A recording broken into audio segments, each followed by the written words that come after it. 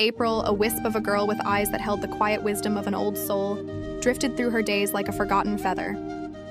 Her home, a bustling hub of ambition and deadlines, offered little solace.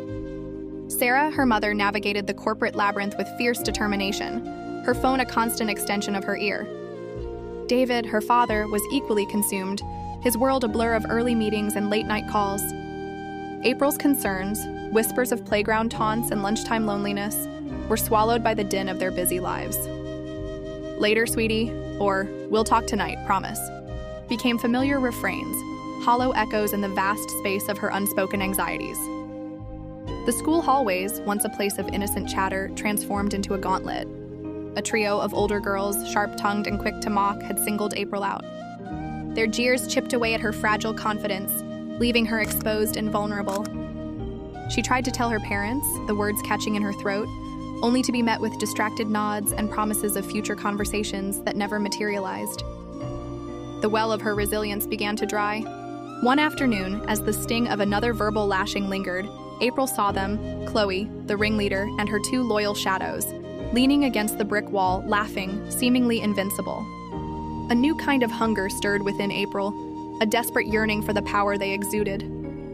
If she couldn't escape the torment, perhaps she could join it. She walked surprised by her approach, not which offered a challenging smirk. April met it with a stare that belied her inner turmoil. That day, a quiet surrender gave way to a nascent rebellion. April's transformation was swift and jarring.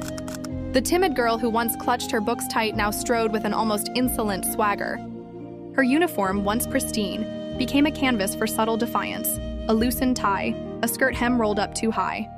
The whispers of bullying she'd once endured now emanated from her. She learned to wield words like weapons, echoing Chloe's cutting remarks, a crude mimicry of strength. At home, her parents' attempts at discipline were met with icy glares and sharp retorts. Her grades, once a source of quiet pride, plummeted. The meticulous notes in her notebooks were replaced by angry scribbles and defiant doodles.